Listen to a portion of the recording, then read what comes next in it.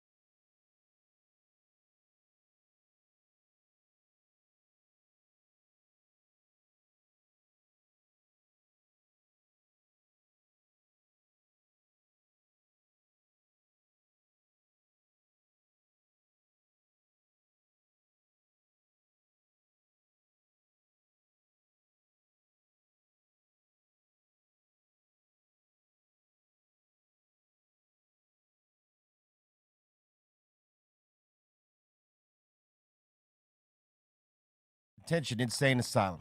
Ready to score some epic Dr. Greenthumb show prizes? Every super chat enters you into a giveaway for a free gift. And the more you give, the bigger the rewards. Check this out. Send a $20 super chat, and we'll hook you up with the sticker pack or pins. Drop a $50 super chat, and you'll snag a t-shirt or a hat so you can rep BREALTV in style. But if you're feeling bold, hit us with the $100 super chat, and we'll send you a mystery box loaded with over $200 worth of awesome surprises. Don't miss your chance to win. Send your super chat now, and let's get this party fucking started. Let's go. Thanks to an extra layer of tobacco leaf. Hits better thanks to those 2 layers of leaf being all natural. Does it get any better? To be blunt, yes it does. Al Capone wraps are also easy to roll with a self-stick strip. Oh, and did we mention? Our premium wraps come in 3 great flavors: original, cognac, and rum. If you want a great smoke, you need a great natural leaf wrap. Slow burn, hits better.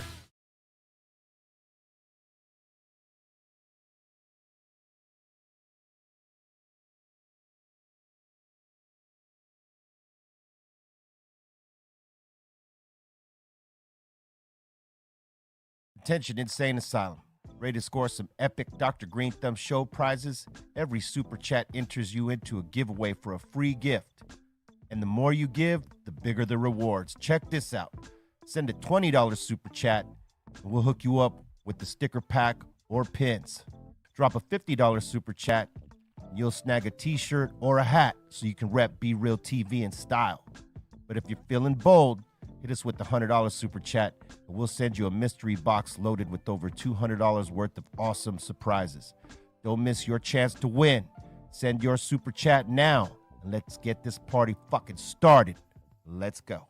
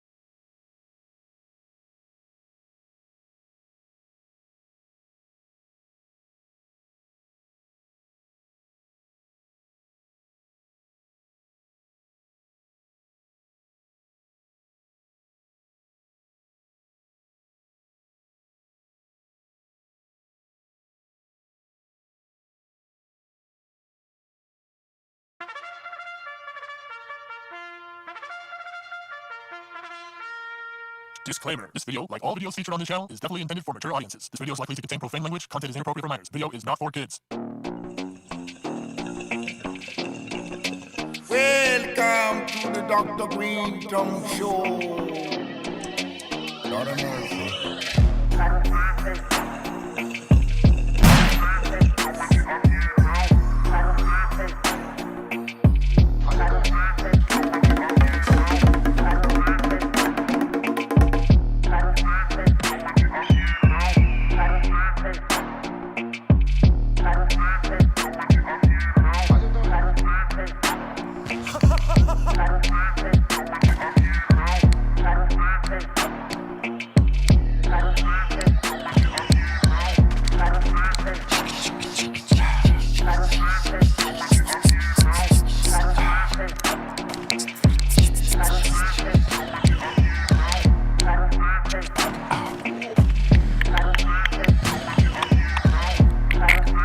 Yes. Welcome to the Dr. Greenthumb Show, live on Discord, YouTube, home site, www.BREALTV, Twitch, and X. Been, it's been a while since we've been doing this on X, and salute to, the people that watch, because it's grown out. But right about now, our special guest today up in the building, we got Genesis Delgado up in here. How you doing? I am well, thank you. Right on. We also have Mr. Goodlight, DJ C minus up in here. Happy Thursday. It is very happy. We have Psycho Leezy, the legendary, up in here. Salute. Where you at? Over there. Yeah, no He's doubt. over there. Over there. We have race car driver Trace Nunes up in here. Good to be back in the lineup. Yeah. Racing to that Coke can. We got the Treehouse crew, Bolton, Blambo, Bra, Bra, and the Dominator. Yo, how you doing? Yeah, I'm Bolton. doing good. Genesis, welcome to the show, and congratulations on the EP that you just popped off recently. Thank you, and it's a privilege to be here, and thank you for sharing your platform for me. Thank you. The music is dope. I mean, you did your thing on that, and it sounds dope. And you got three singles in rotation right now, right? Yes, I have Lost in You, Ecstasy, and I can't remember the name. My head is so, everywhere. Ecstasy and No Hesitation are three that are actually rotating right now on radio. And I'm super blessed, and I'm super excited. I was not expecting all the love that I was going to get. I just sent it out to a few friends, and then I started getting calls like, hey, your song's on the radio. And I was like getting calls from friends of mine, and I'm like, you're fucking lying. Like, stop playing with me. And they're like, no, for reals. Like, check. And then as soon as they're like, for reals, I get the DJs that are spinning it like, hey, tune in at this time. Like, I'm spinning they the were record. hitting you up. Yeah, they were hitting me up. And then it kind of just started like a domino effect where other stations. So right now I have about 8 stations in California that are syndicating right now. That's awesome. And we're in the process of getting a couple stations down in New York now. I know that there's some stations in between, like New Mexico and all of that. But I just think it's such a beautiful thing because it's something that's been kind of almost unheard of since the 90s. Like, everybody's so social media savvy. Like, hey, if you want to hear my single, go to YouTube, or, it's going to drop on SoundCloud or whatever. Right. Right. So I was excited. It has a lot of meaning to it. And I'm stoked. I'm stoked. Yeah. I mean, there's nothing like if you're an artist, right, and you put out some music, you don't know if they're going to rotate it or not. Right. You just put it out there, and the world receives it the way they receive it. And a lot of us hope that we get radio, and some of us never get it, right? But it's a trip when someone hears it first, or when you hear it for your first time actually coming out those fucking speakers from an actual station or somewhere. It's like a level of achievement that you've gotten, and it's like it adds to the momentum, and I think it builds the artist up, like, to know, like, oh shit, I just heard my joint on the fucking radio. That's the best feeling. Yeah, it's the best feeling, because even if it doesn't like become a big hit, you heard it, and you know that it's possible for you. If you got one, you could get another one. Yeah.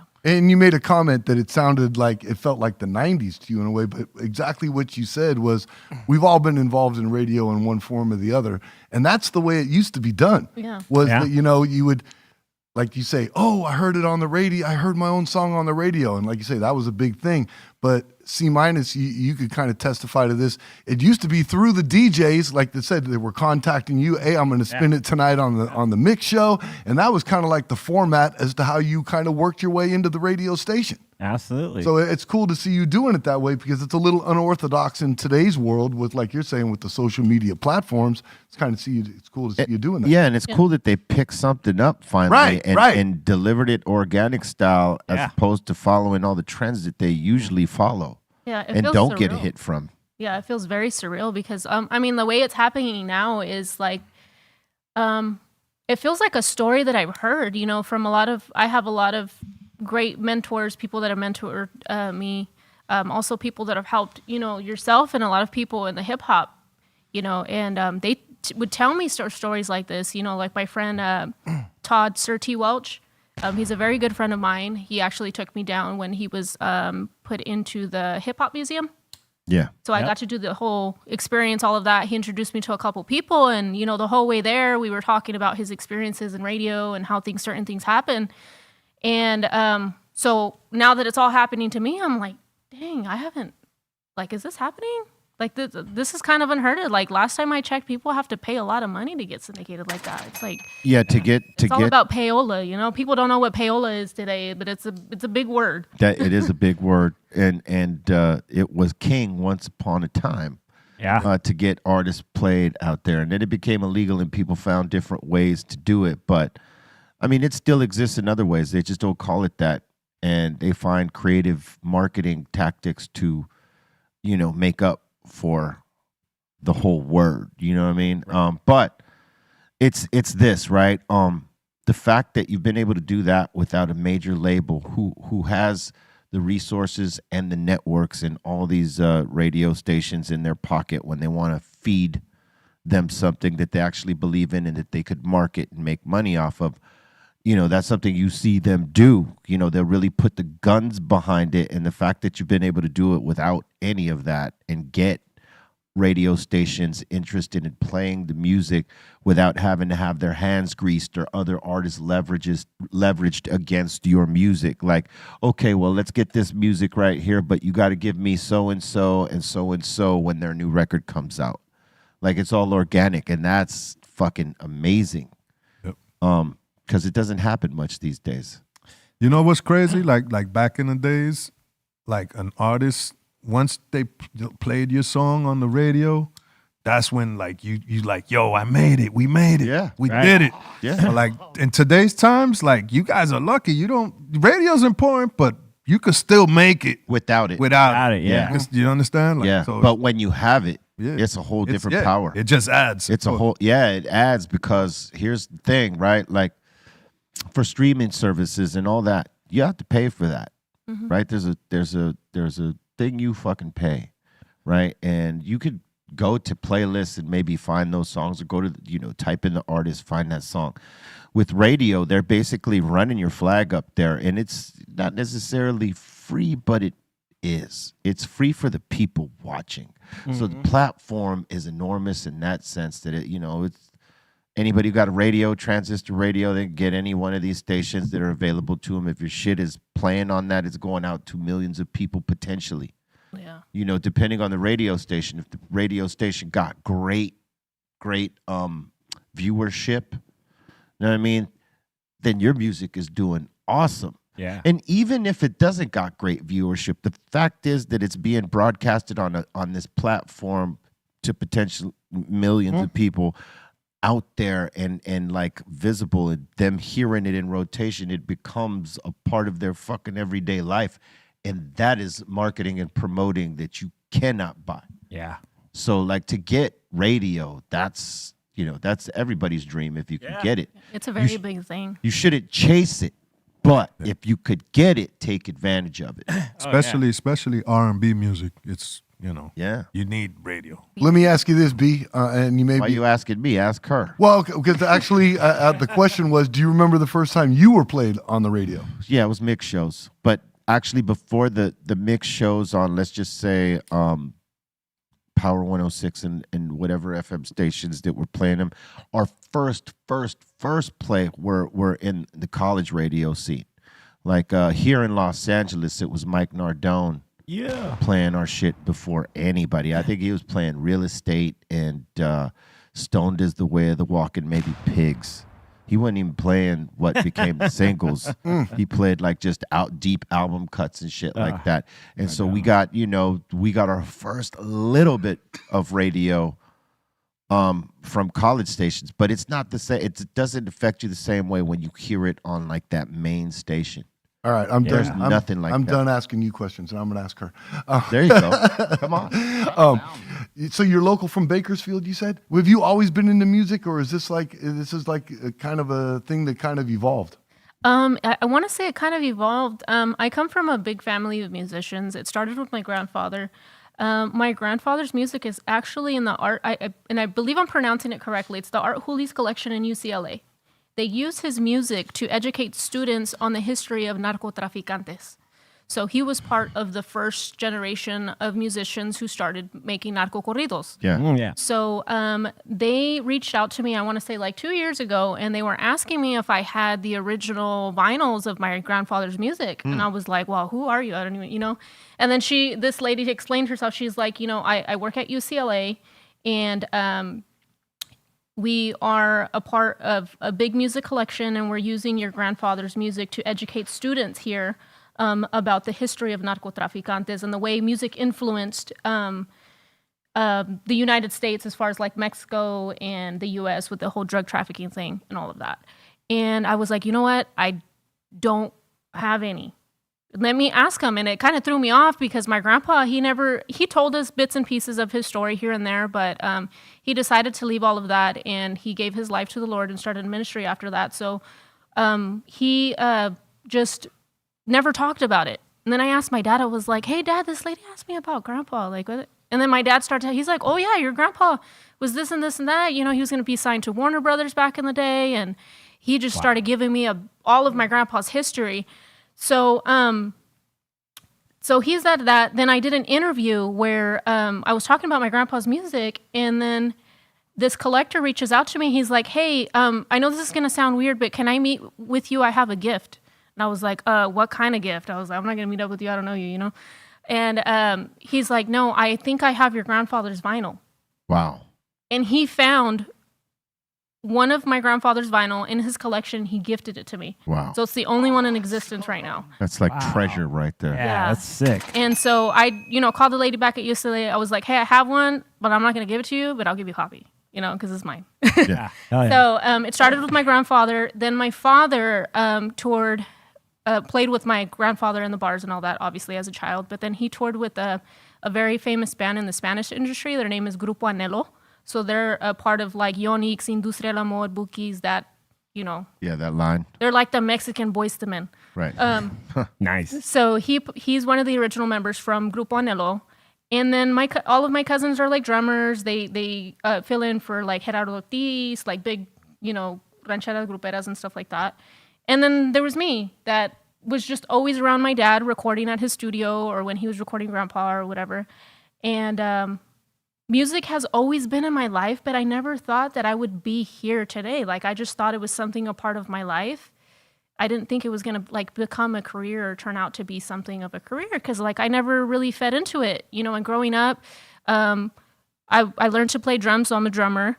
And I never really knew how to like produce music until like maybe 5 or 6 years ago when I was like, okay, I want to make a beat, Yeah. And I'm here now, but even though I come from a big family of musicians, I never thought that this would be something that I would take seriously. I just thought it was something that was in my family, and that's what everybody did. So how do you get from mortician to now making music? Because I saw right here that you were once upon a time a mortician as well. Yes, I worked in the funeral industry for 6 years, and that was during the time where I was like, I guess, confused, and I didn't know what I wanted to do with my life. And I fell very passionately in love with the funeral industry. prior to jumping into the funeral industry, I was a private instructor for kids with autism. So I was a behavioral therapist. Okay. And then while I was doing that, one of my dad's good friends, he's like, hey, you want a job? And I was like, where? He's like, at the funeral home. I was like, doing what? And he lied to me. He's like, you're going to just take out the trash and clean and stuff. And I was like, okay. Talked to the whole game, huh? Yeah. So I show up for my first day of work, and he takes me downstairs to the care center where they keep all of, the decedents at. And he tells dispatch, he's like, I don't want her picking up anybody older. It's only people her age and down. Right. And I looked at him, I said, what do you mean picking them up? What are you talking about? He's like, you're going to be doing removals. He's I was like, are you serious? I was like, no, I don't want this job anymore. And he's like, no. He's like, get it out of your system, and then you'll be fine. He's like, I promise you'll be fine. So 2 weeks passed. I got it out of my system, and I fell madly in love with the industry. I was able to work side by side with the embalmers there, and they taught me a lot, everything from what's called minimal prep. So where we do the closing and the preparation for, the funeral services, the dressing. I was also able to learn facial reconstruction. So we do all of that as well. And I just fell madly in love with... Well, Trace, you know who to go to when it all goes down. What the hell is that supposed to mean? you know, Jonathan Davis was also a mortician back in the days growing up in Baco. Really? Yeah. He worked for the morgue, the city morgue. Yeah. Wow. Yeah. That's crazy. It's in the industry is so big. It's a multi-billion-dollar industry. Yeah. Well, like people die every day. Everybody, Every day. Eventually, people die every day. Yeah, eventually you got to come see you. Yeah. I mean, that's the way it works. business never slows down. No, it doesn't. And with social media being so like hip and savvy, who really puts the fun in funeral? It's not the morticians. It's not people like me. There's this they're called Titan. They're the ones who provide Titan caskets. They provide all of the caskets for every single mortuary. Oh, wow. Their social media is so off the hook. They have like Black Friday sales. They have mystery casket sales. Like rad. It's the best. What was the trippiest casket you ever seen someone wanted to go out in? Well, that also plays into the part where I do, I own a small business, so I do t-shirt printing and like vinyl wrap. So I had somebody contact me and said, hey, could you wrap the casket? I want the goofiest picture on my dad's casket. Whoa. And they send me the picture, and it was dad picking his nose. And I said, are you serious? They're like, no, we'll pay you whatever. Like, it's okay. And I was like, I don't know. I can't ask him if that's what he wants, There's no way to, get his approval. You can't approve. Yeah, but Dad I've seen a lot of crazy stuff. And did you hear what she said? The fun in funeral. Yeah. Well, why not make it fun? Why should it always just be depressing? Good point. I mean, like you should be celebrating a life. It's yes, mourn it, but like also celebrate it. Funerals are really for us. I always tell my families that the funeral service is really for us that are here, because those that are passed, they're not there anymore. And there's some people who are very sensitive on the topic, and others who go really far out. I had this family that I was directing their services, and they said, hey, can you play this audio at the end of the service when it's quiet and everybody's walking out? And I said, sure, is it a song? And they're like, no, we need you to listen to it. So the gentleman who passed away, he was a cancer patient, and he knew his time was coming. And he was always a jokester. And I'm listening to this audio, and the audio is him banging on the table saying, hey, let me out of here. And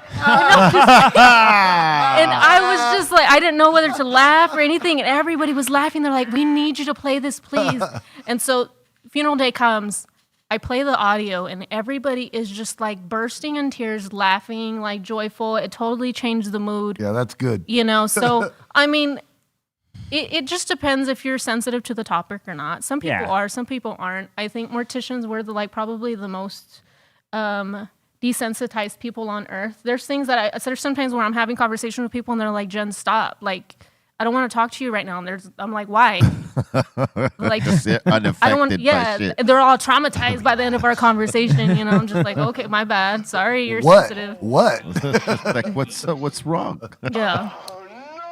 But yeah, it was a fun time. It was a fun time. So I did that for about 6 years, and then I finally retired mid-COVID, the pandemic. So I took a leave, actually an extended leave after that, because I was pregnant with my son, and at that time we didn't know what COVID was. So my OBG was like, "Hey, if you get this, it's you or your son. So I'm gonna put you on a leave." So I went on a leave, and then I started a small business with my dad. We started a printing company, and then the music just started taking off like out of nowhere. You know, I had started recording Spanish songs with a good friend of mine from For the Win Music. His name is Kenny, and I was actually introduced to him by Alex. Right on. Rest in peace. So I had started recording those records, I think 2015 or 16. And then when COVID hit, that's when everybody was like at home watching movies and stuff. Yeah. And then Kenny's like, "Hey, did you check your BMI statements?" And I'm like, "No, I probably got like $10, like, you know." And he's like, "No, go check your statements." He's like, "You need to go see this." And I went to go check my statements, and I saw that like I got multiple hits from like major movies, Fox, CNN. And I was like, "My songs are getting picked up?" He's like, "Yeah." He's like, "Your songs are getting picked up." And he got really excited. And I was like, "Cool, you know?" That's rad. And, you know, it was 2, but now every single song that I've done with him, I think it was a total of 6 or 7, has been picked up and is like currently being played on movies. Getting songs placed left and right. Yeah, Basements are rad. Awesome. I have one that's actually, I think there's this show in Colombia. It was like a mystery for a long time because it just says overseas, you know, it doesn't tell specific. And I think it's like Dia, so they use my song as like a theme song for like a morning news TV show or something like that. But I've never been able to find an episode because apparently it's illegal here in the United States. So. Wow. So I'm just still trying to figure that one out. But yeah, that, you know, you never know till you know. Someone say, "Hey man, I just heard your song on this, that." Like half the time we don't ever know. Like, or it, you know, it's so many placements you can't keep track of them all. Do you ever have people like hitting you from other countries asking you to translate the lyrics because they want to sing along to your song?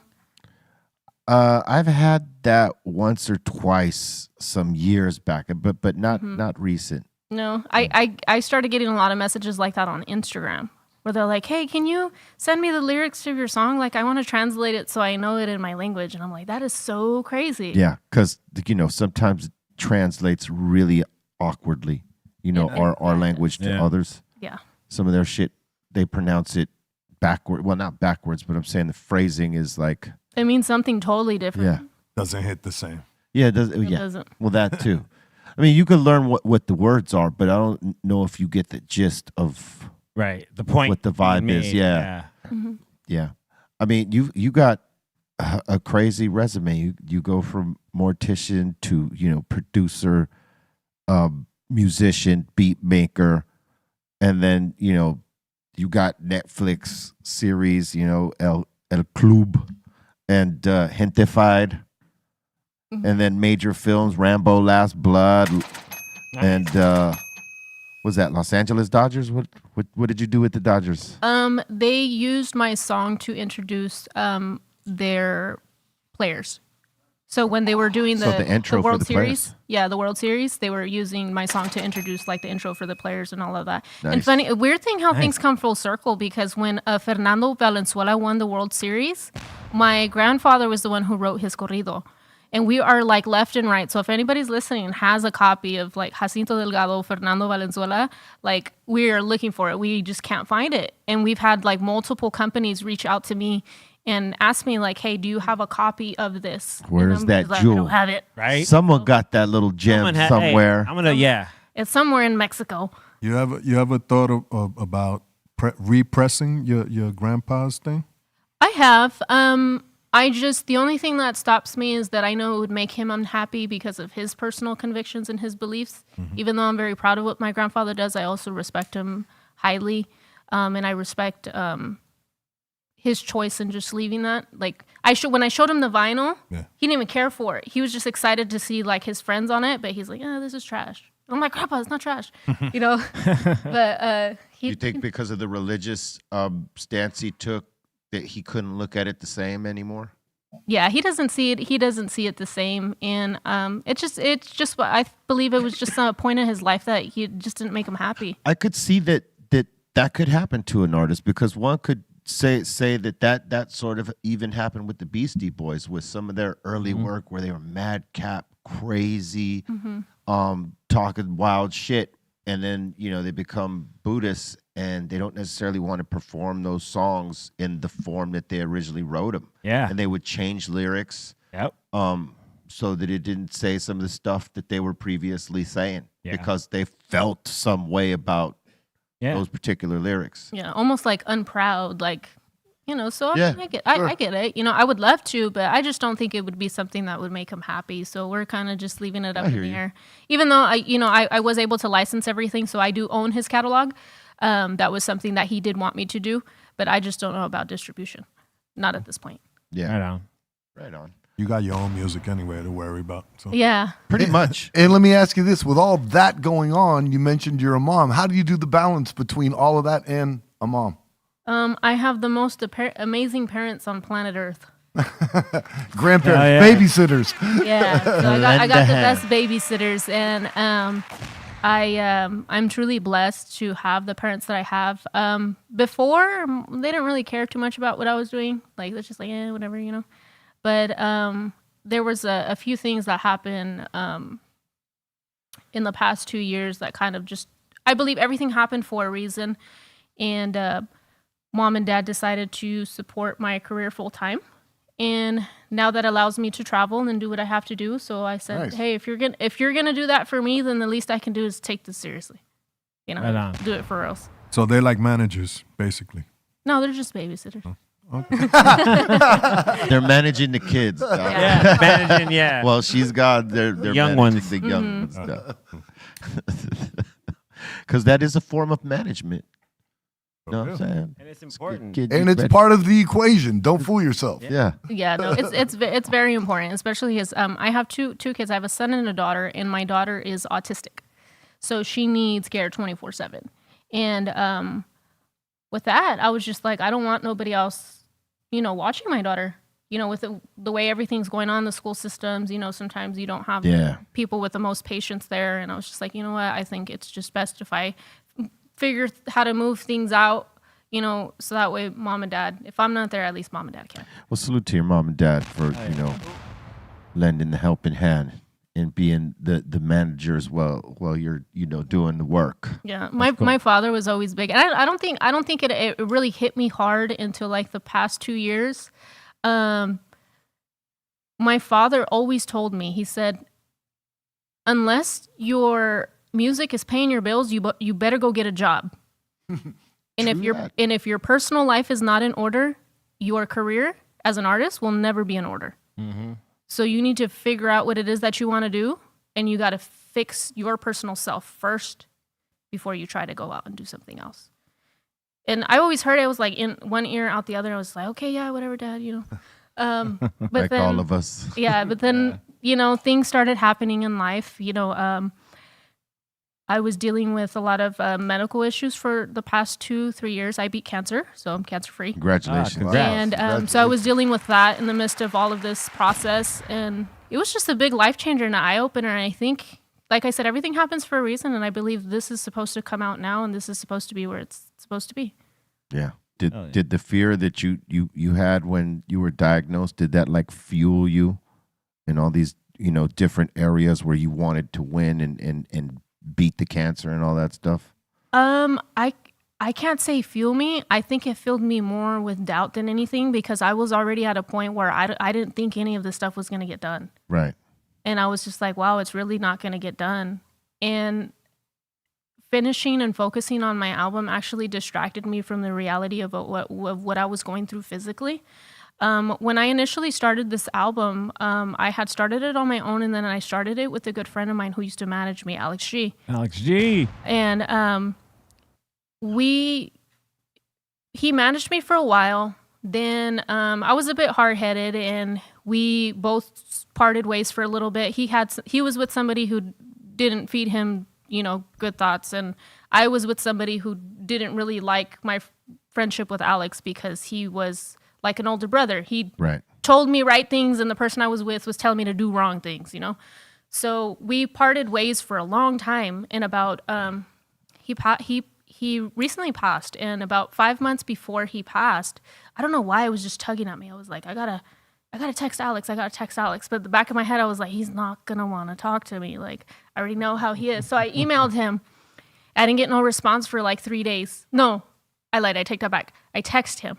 I didn't get response for like 3 days. Then I emailed him, and I was like, hey, I know you saw my text, but I'm emailing you because I'm trying to say sorry to you, you know? Right. It's like this big old long paragraph. He emails me back, and he's like, I got your text. He's like, let's do dinner at 6. Right. So we did dinner. I sat there, and, you know, he let me have, he's the coolest asshole you would have ever met. Like, he's cool. 100%. I know a few of those. And so he said what he had to say, and, you know, sat there, cussed me out. He's like, do you know, the kind of opportunities that you let go and this and that. And then he said, so by the end of the conversation, he said, you know what? He's like, you want to know the only reason that I'm sitting here right now? And I said, why is that? He said, because you are the only person that I've worked with who's done what they said they were going to do. I said, what does that mean? He's like, you got your shit together. You finally got your life together. He's like, so let's finish this project. So we started working, you know, and then 5 months later, he passes unexpectedly. And I was just like, I don't know what to do. He passes, and I didn't have the heart to go ask his parents, oh, hey, I need my bottoms. Yeah. You know, I need my stems. Like, Yeah. I just mourned in that moment.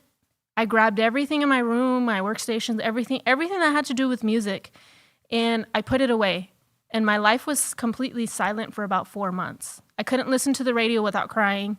I couldn't look at YouTube without seeing something that reminded me of him. And I was just, I guess, feeling guilty for all the lost time. Yeah. You know?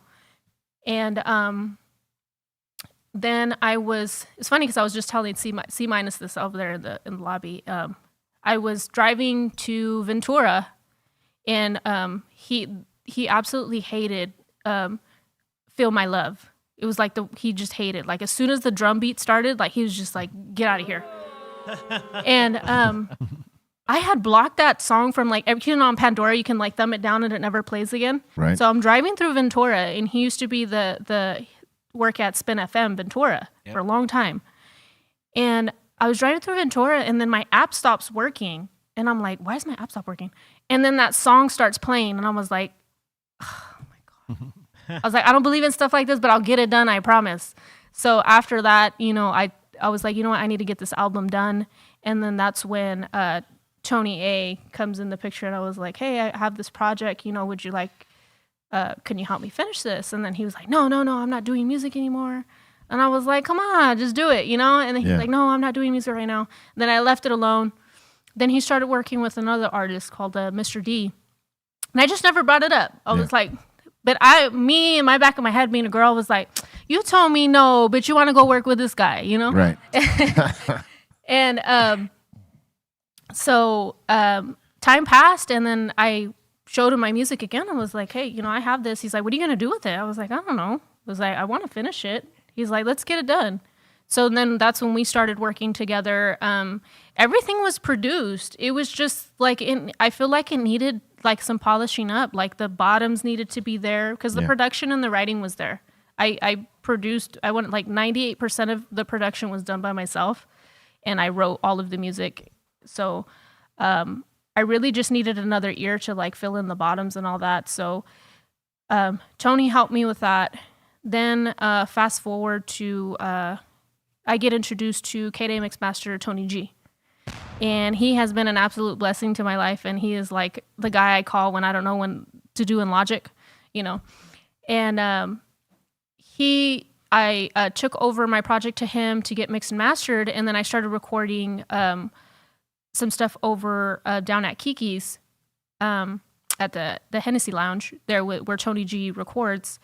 And it just all went together beautifully. You know, I really don't know how it happened. Like, it just happened. I believe that the people that were supposed to be a part of the project were a part of the project. And I really doubted a lot of the music on there because I was like, oh, it's different. It doesn't sound like today. But then I was like, no, it has to be different. It can't sound like today. Right. Because and then how am I going to stand out? How is this going to be any different from the last guy who put something on YouTube, you know?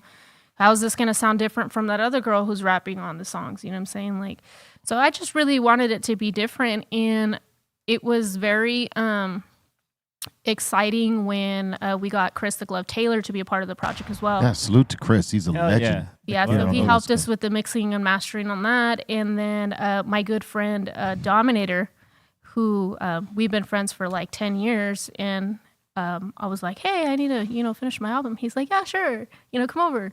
And, you know, we'd go and spend there days at a time recording, you know, vocals and producing stuff like that. So it was very fun. It was very fun. Yeah, I mean that's the key to making anything is that you do it with the peoples you catch a vibe with and make it fun and not about chasing a hit, not about it being work. That you know it's that vibe. You know? It was definitely that vibe. I had hit two different studios before that, and you know, no disrespect to them, you know, it's all love, but just the essence it just wasn't there.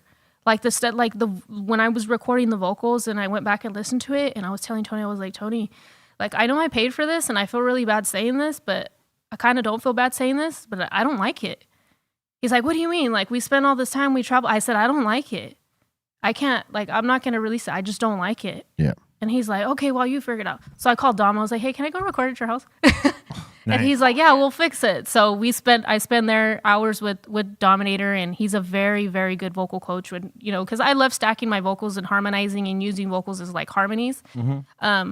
So we did that there, and a lot of the vocal work got done there with Dominator. Who were some of the artists that you were listening to while you were growing up in the house that made you, made you want to sing, or was it just strictly because your grandfather, you know, was into music? I didn't want to sing. Alex was actually, you need to sing. And that was the whole idea behind this album. I didn't really want to sing, but if artists who were like... How did he hear you sing though? He took me to go meet somebody who was offering a $5 million deal. That's how I met Leilani. Oh, right on. Yeah. So they drove me down to Ventura and they're like, hey, they need a singer. And I was like, Alex, I don't sing. He's like, I saw this video of you in high school. I know you can sing. Sing that Spanish song. For $5 million, you can sing. Hey, no, okay, now we're getting down to it. What song did he hear you sing in high school that made him say she needs to be a singer? It was called Un Lugar Celestial by Jackie Velasquez. All right. And he's like, sing that song. And I was like, I can't sing, fool. And he's like, just do it. And I was like, all right. So we get there and I'm singing that song. And he's like, how'd it go? I was like, I don't know. He's like, oh, whatever. So things happened. The deal ended up not working out. And it wasn't anything that was on that end. It was just my stubbornness, my immaturity, you know, but I'll leave that for another day. But that's when he knew. That's when he heard your voice, and you kind of heard your voice too, maybe? Yeah, because after that, that's when he introduced me to my friend Kenny. And that's when I started doing all the songs for like Netflix and all that, the Sentimiento. Yeah. And that's the one that got picked up for El Club. And when I finished that record, he's like, this has to be a radio single. And I called Kenny. I was like, did you hear what this fool said? That this has to be a radio single? And he's like, come on, it's a good song. I was like, but I don't like singing. Like I never felt comfortable singing. I guess I never had the confidence for it, you know? Right. And so he was like, I always told you needed to sing, that you needed to sing thing. So after a while, after doing like rapping stuff and doing stuff on the talk box, I figured, I was like, okay, well, let me try this. So I tried it and I didn't like the way I sounded. So I was like, maybe I have to tailor my beats to me now then. Get the auto-tune. A little bit. But maybe I have to tailor to my sound to me. Kind of like if, you know, you take into comparison Whitney Houston, Mm-hmm. and Brandy. Right. Two very great singers, Yeah. but totally different. Yeah. Brandy couldn't really necessarily pull off Mariah Carey songs. Yeah. No. There's people who could sing and there's people who could sing. Yeah. You know what I'm saying? So I feel like I'm just somebody who could sing. So I felt like I had to bring the production more of like, okay, let me round this to me, tailor this to me so this sounds like me. And I kind of pulled a little bit of a little bit of like style and feeling from a lot of artists that I heard growing up. I come from a Christian home, so we weren't allowed to listen to what's called like secular music. Secular music. So I listened to a lot of gospel artists. I listened to people like Deborah Cox. Well, she used to sing that one song. She had a deal on Arista. I remember. Yeah, Deborah Cox. Yeah. How Did You Get Here or something like that. And then after that, she went gospel. So I got introduced to her, Deborah Cox. I would listen to people like Crystal Lewis, Jackie Velasquez, Kira Sheard, the Clark sisters. So I listened to a lot of that. Nice. So I didn't get introduced to like hip hop and stuff till I was like 18 and like doing my own thing and out of the house, you know? Right. So when I started listening to it, it blew my mind. I was like, whoa, what is this, you know? Yeah. And I started to listen to people like Monica, Brandy, Lil' Kim, Mariah Carey. And in my mind at that time, I was like, oh, these are like new artists. And then my cousin's like, no, they've been around for like 20 years. Did you know, coming from gospel music, did Lil' Kim's verses blow your mind? They did. They blew my mind. Because she and Foxy Brown were at the beginning of all that dirty shit that you hear today. Yeah. They did it well, but I'm just saying. Foxy Brown, Lil Mama, all of the Queen Latifah. I was just like, you know, Roxanne Shante. I dug so deep into the music, and I was like, whoa, what is this? You know, so it was kind of like, it was fun for me. And I truly believe that if it would have came to me earlier, I don't think I would have been so fresh in my mind. Yeah. But now it's like so fresh in my mind where like I go back and reference things. Like I feel like this EP is like a mixture of like Monica with like Brandy and a little bit of Ari Lennox. Not too much, but it's just different. Yeah. Nice. Yeah. You know? That's a good description because I listened to it and it did have that sort of feel. Yeah, it was actually inspired by this is one of the other things. I love J-pop.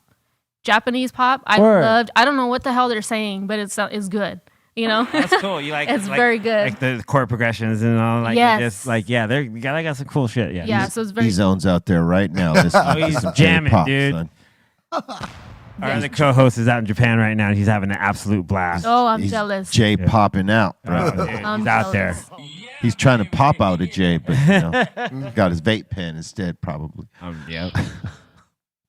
And you know, in terms of you know, putting out the music and all that stuff, how much do you love getting out there performing the music? It's new to me in a sense where I'm finally going to do a project that is like original music. I used to perform a lot in these past years, and I've been fortunate enough to perform like every venue I would go to would be like 3,000 and up. I did the OC Funk Fest. I did a lot of convention centers, a lot of arenas. I got to open it for a lot of dope artists, and big crowds make me very shy. It's weird.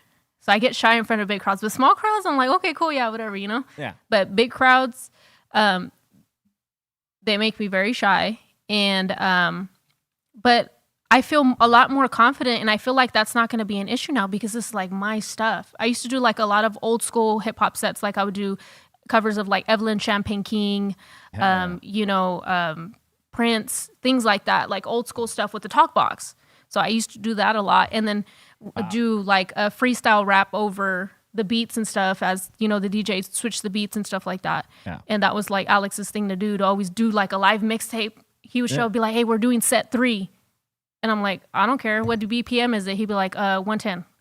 And in my mind, I'm like ticking. I'm like, okay, I got to do this. I got to do that. So I didn't pay attention to what was playing. I just kept a metronome running in my mind. And it was like, okay, as long as I'm on beat, I'm cool. Like he could do whatever he wants, you know? Yeah. Right. And we vibed that way. That was our chemistry. And so I feel like, you know, this is going to be a lot more exciting for me because like it's my stuff. I know where it's going to go, you know? You're looking forward to it. Yeah, absolutely. Do you got any tour plans already locked in, or is it developing? It's developing towards the end of the year, and going back to the whole radio thing. I was talking to a big company that does shows, and they're like, "Well, we can't put you on the roster unless you're on radio." Yep. Now you're on radio. And then on radio, I Shit. called them. This person's a good friend of mine, and I was like, "Hey," he's like, "What?" I said, "I'm on the radio, so where's my tour lineup?" And he's like, "You're lying." And I said it to him. He goes, "Oh shit. Okay, let me call you back." So we're working on that towards the end of the year. But Nice. this Saturday, I will be doing my first show as, ForeverxGenesis in Bakersfield, California at the Fox with MC Magic, Baby Bash, and Little Rob. That's a good set. That's a good lineup right there. Goddamn. Yeah. And then May 3rd, I'll be doing a big car show in Bakersfield with Ranflas Unidos in Bakersfield as well. And then between then, I'll be releasing dates as we get confirmation from the promoters and all of that. But as for now, so it'd be Saturday would be my first show at the Fox in Bakersfield. Congratulations on that. Congrats. It's good to see another, Latin human being out there putting in work Oh yeah. and representing. And from Baco too. Like From that's Bakersfield, my yeah. hometown as well. Hell yeah. That's Yeah, it's awesome. the home of country music. Oh yeah. Everybody thinks like, oh, what's from Bakersfield? I'm like, Buck Owens. yeah. Merle Haggard, Well, yeah. Corn, Corn, yeah. Baker Boys, like Yeah. A lot of things. Baker Bakersfield, Boy is right up there, man. Absolutely. yeah, that's our hip hop in Bakersfield. Yeah. Yeah. Well, they were also a big hand in bringing hip hop to FM radio here in Los Angeles. Power 106 was like a station that was, they were rivals with Kiss FM at the time because they were trying to play top 40 music And dance. and they were getting beat badly. Yeah. And then they bring up the Baker Boys who come up with the Friday Night Flavors theme inspired by the Mixmaster show. Yep. And they change LA radio Man. with that move right there. So salute to the Baker Boys. Baker Boys all day. Hell yeah, they even worked their way up into the Bay. Yeah. Yeah. Yeah, they were up there and doing a morning show, killing it over there for a Yep. minute. Cameo. Absolutely, yeah, That's right. absolutely. Hey, happy belated to Nick V too, because his birthday was Oh, that's last right. week. So love you. I was on their first show. Yes, On their you were. very first mix show. Yeah. You were the first episode of Friday Night Flavors, right? Yeah. Oh. Yeah. Oh, that's right. That's sick. Yeah, when we were coming up with names, one of the names we thought, because we were naming the show on that night, it ended up Friday Night Flavors, but one of the suggestions, because this is when they were heavier, I said two fat guys in a mixer. They ain't heavy anymore, but I'm saying Yeah. back then, Yes. Yeah, a they little were. bit, Yeah. A little bit. a little Two bit. fat Mexicans. Yeah. Yeah, In the two morning. fat- In the morning. But Yeah. dude. definitely coming from New York, back in those days when they had the show, it was a must. Yeah. to Yeah. go. You got to stop by the Baker Boy stop. So You had to, Had yeah. I mean, there was two stops you made. There was Baker Boys, and then when Julio G comes up with West Side Radio, and he's over at the beat, people would stop in with Julio. So it was like people made sure to stop in these two places because both sides were representing heavy and breaking artists, Yeah. playing records that like weren't necessarily in rotation, and then all of a sudden they caught fire through these guys, and boom. Dude, one of Made the its most classic promos ever is the one you guys did for the Okay. Baker Boys with the Sly Stone. Sly Stone, Oh my God, yo! Yeah. Like we wish that was on vinyl. We wanted to play that. We were just like, can you believe the Beat Nuts did it for the Baker Boys? We were so stoked, dude. That was like still one of the biggest promos ever. When you guys put that instrumental vinyl out, it was like that beat was on there. It was like, that started off back in New York. We used to do promos for Red Alert, and then we just start hitting off DJs with it's just a good way to get your record. Hell yeah. It gets the DJ hype that you went out of your way to do something special for them. You know what I mean? yeah. They're like absolutely like people, like I would imagine Funkmaster Flex got like fucking fuckloads of promos like that from artists trying to get on. You know what I'm saying? You just got to pick and choose what are the dope ones and are these guys going to be the next one to fucking go? You know what I mean? yeah, man. Which is tough because nobody's got their finger on the pulse anymore to know that. Yeah. Like Chi Ali, he got famous off promos.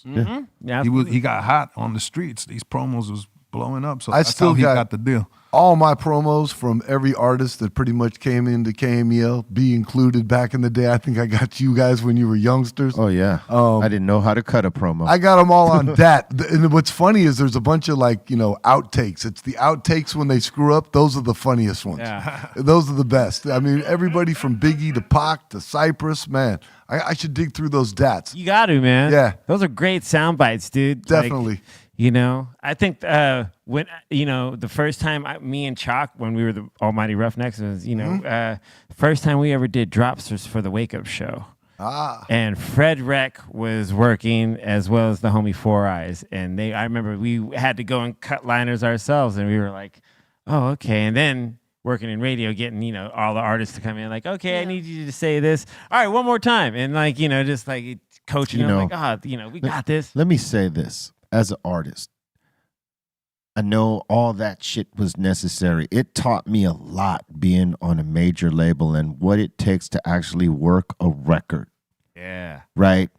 And what it takes, right? Like, so if they're really going to get behind it because they know they could sell 500,000 units, hard units or more, you're going to be dealing as the artist, right, with 300 phone calls for, one day at a time. You're going through all those phone calls and you're like either doing a promo drop, yo, this is so-and-so on such and such and blah, blah, blah. And this is the, right?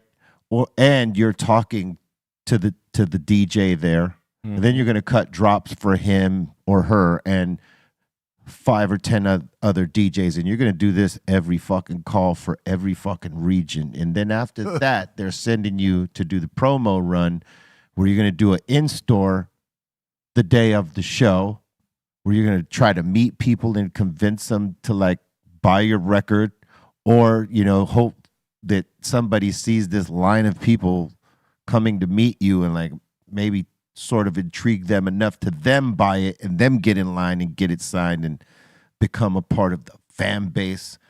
It's all a crazy ass process, and they fucking know how to stack it on you.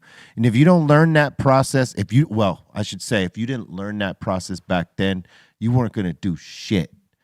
But now, they've cut all this stuff in half, and people get success without having to even do half of that shit. But what that part did was it groomed us how to be artists, how to talk about our songs, how to show up, be responsible.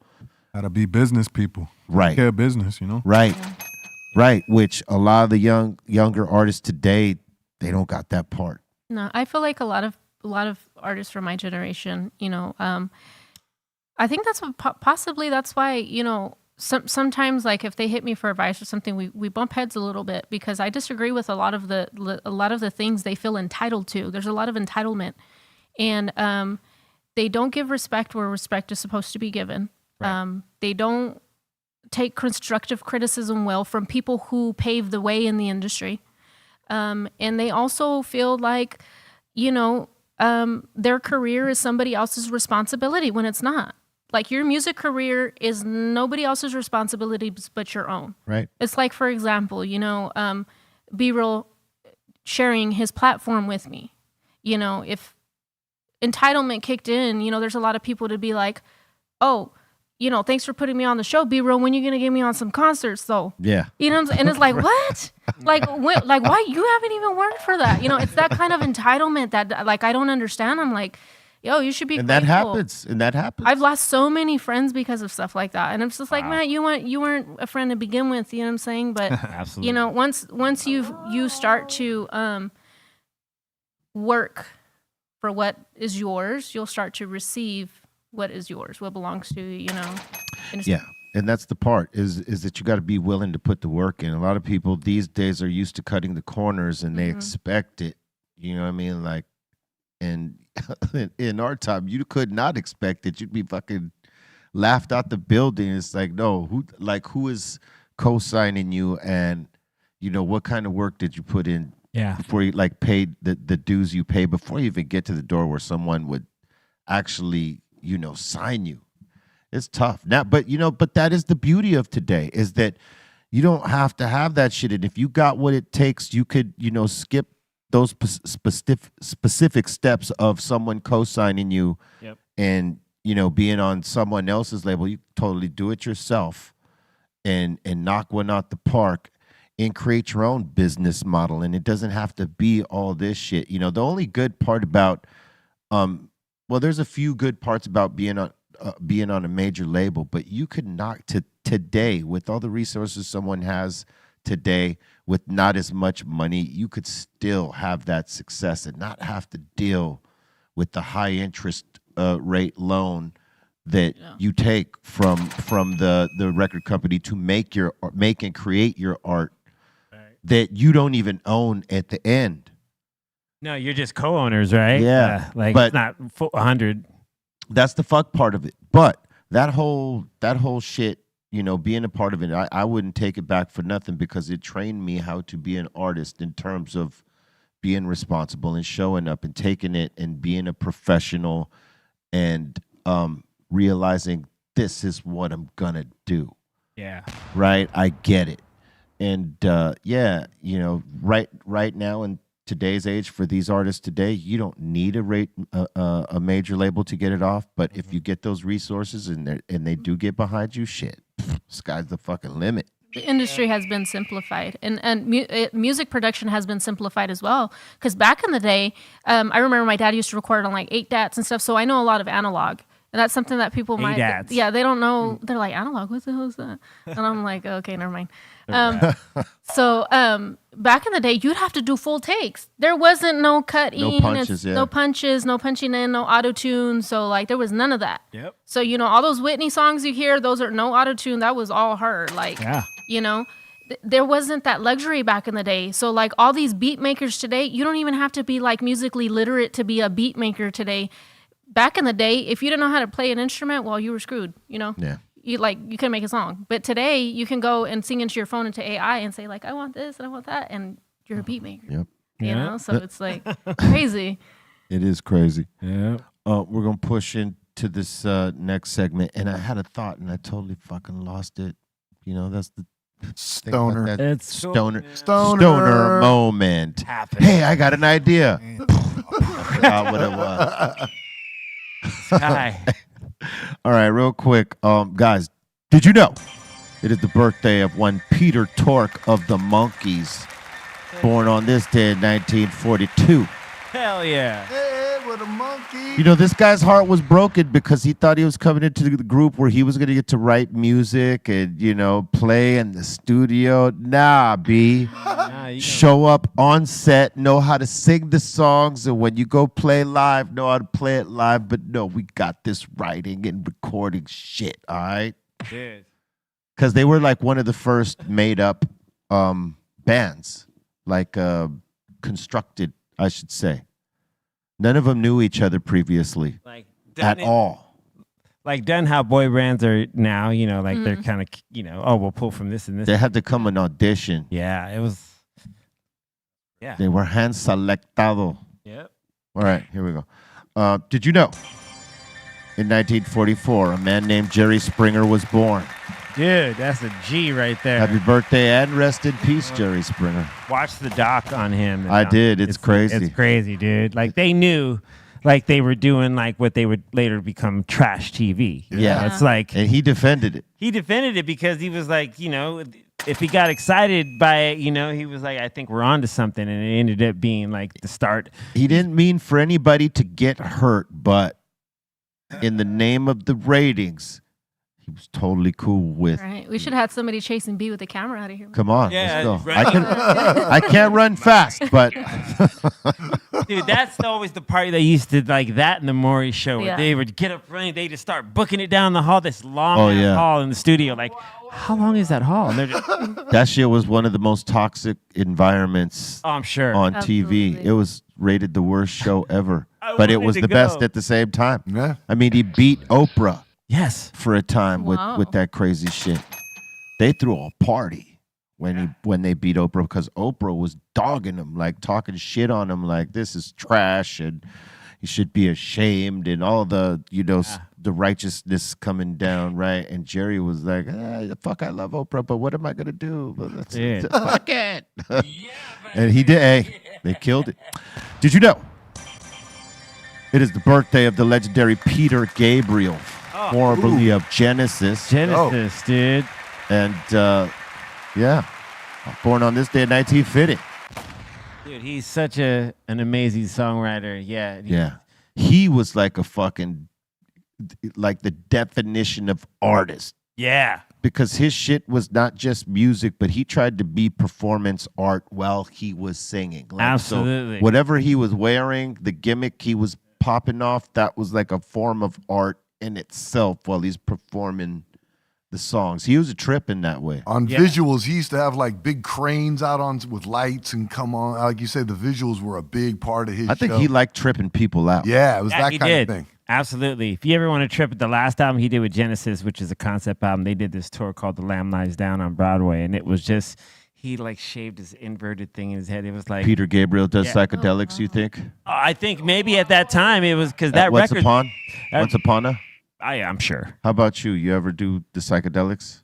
Genesis? No. No, never? No. No weed, no nothing. No. All right. That's right. No fucking way. It is my first time. All right. Oh, contact, you know.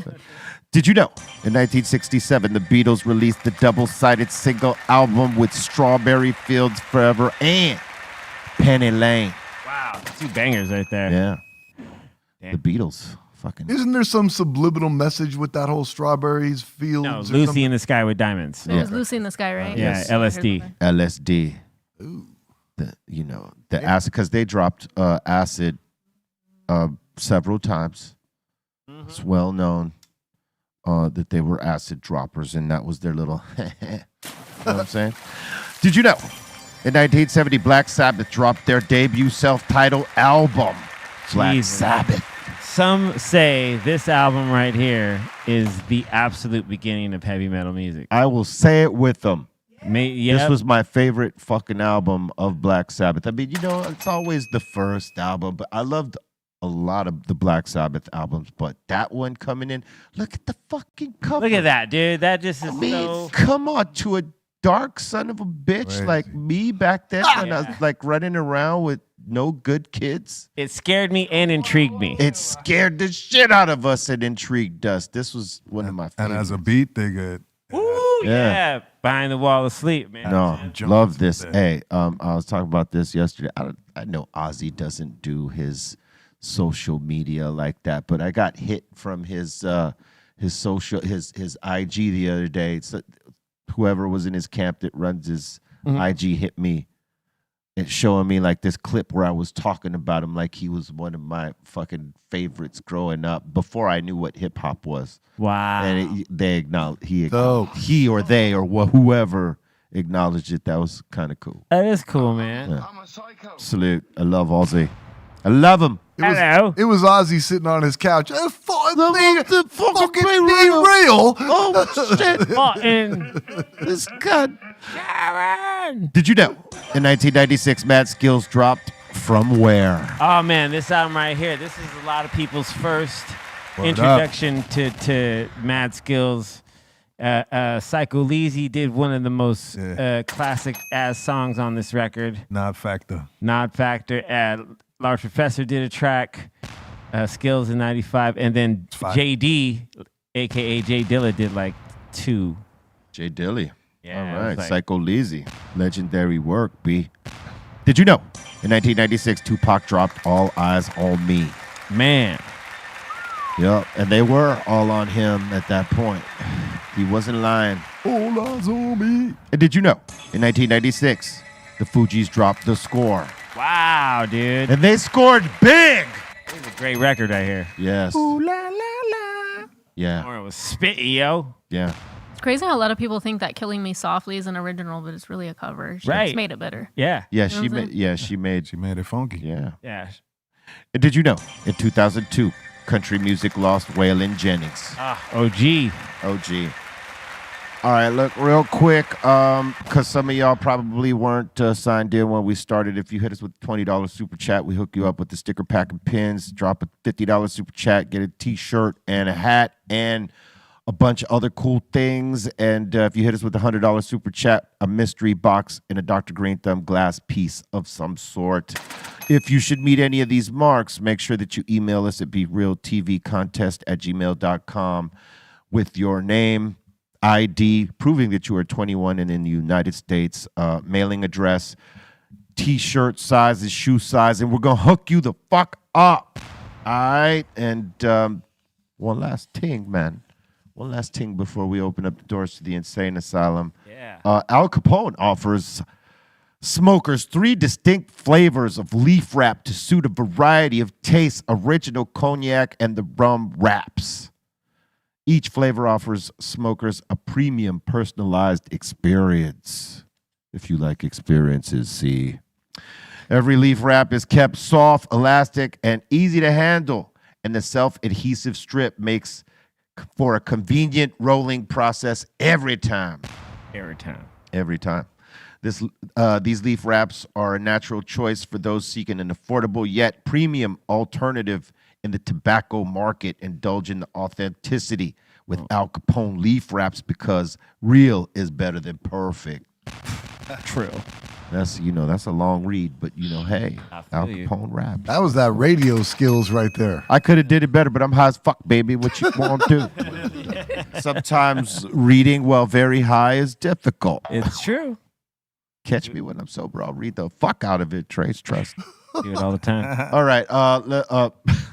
Let's now open the doors to the insane asylum.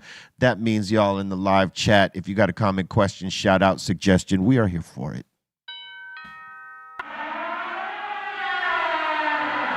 Welcome to the insane asylum.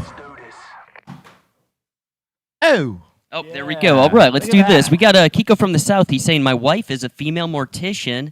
It's an interesting trade. She's been doing it on the daily for the last 18 years. She can throw people around like it's nothing, like they don't weigh anything, and she's small. Yeah, they used to call me Mighty Mouse at the mortuary. It's a skill. It's a skill. It must be. Sure. Yeah, we used to do home removals, and people would trip out because it's usually very commonly about 80 pounds of gurney plus whatever the person weighs. Were you working out hard back then? Oh, back then, yeah, absolutely. They were dropping dead. Probably a lot of squats, huh? Yeah. You got to have strong legs to be picking Oh, Absolutely. Yeah. Weight. dead weight. Yeah. That's really, dead weight. It really is dead weight. It's different than a live weight, I'm sure. Yeah. Posture is everything. Yep. Twakalak is saying, we got to give a big shout out to Megan. Happy birthday to Megan. Happy birthday, Megan. Megan, happy birthday. Much love to you. And Megan is saying, I shouldn't have smoked before work, sitting in the car, mesmerized with a deep breath going into work. Much love to you all. Hey, listen, I could totally relate. I shouldn't have smoked before I smoked. Could have been totally reading those lines with perfection. Samesies. Yeah. Has it ever happened to you guys? You're like, you know what? I probably shouldn't smoke before I go into this event, but you know what? I'm going to take a hit. You get in there, and then it's just like filled with anxiety. You feel like everyone's staring at you or something. No, it was in reverse for me. I decided I was going into this event. Maybe I shouldn't go high, and I didn't. And I walked in there, and I was like, oh, shit, I should have got high. Yeah. This is too much for me. Yeah, I've been there. It was going too fast. There's times I want to enter events like sober.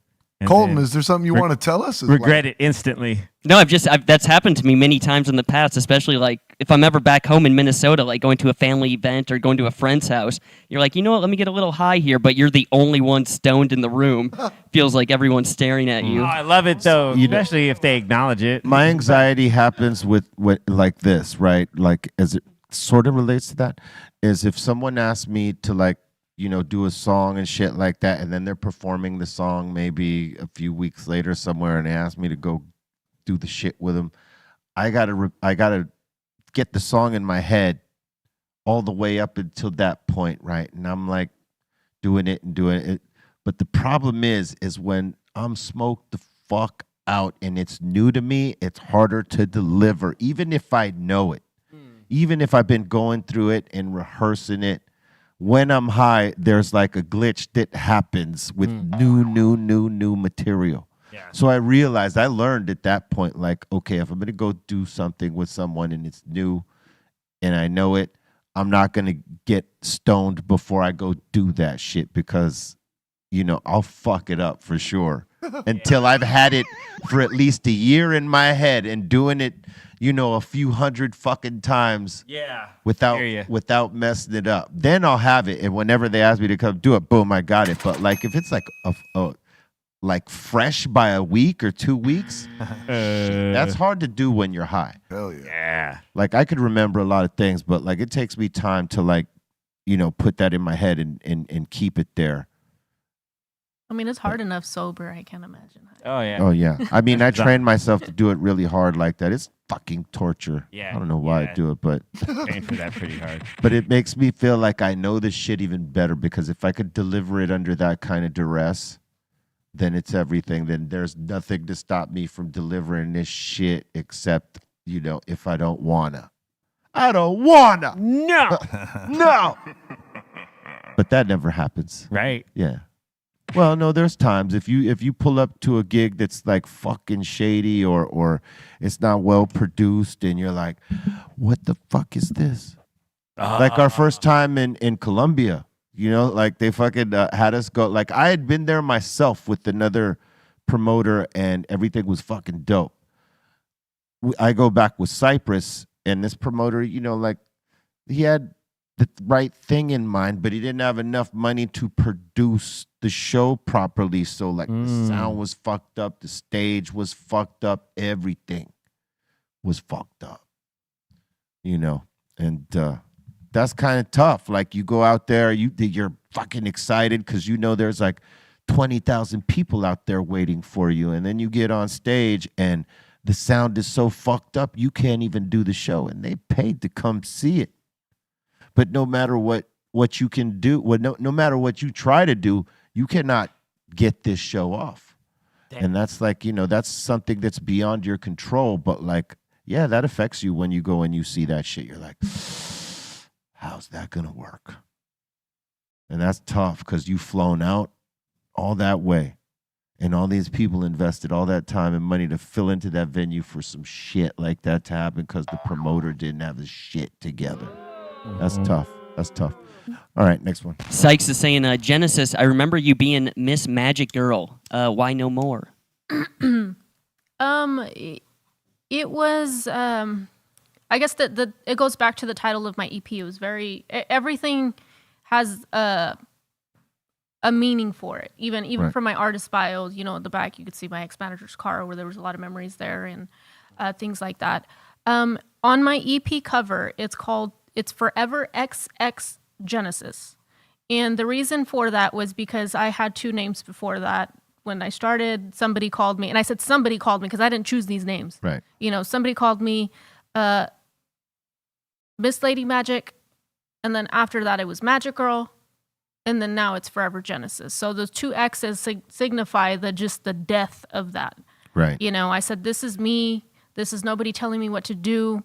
This is just me rebranding myself. So it was very important for me to create something that was just going to erase absolutely everything that I've done before.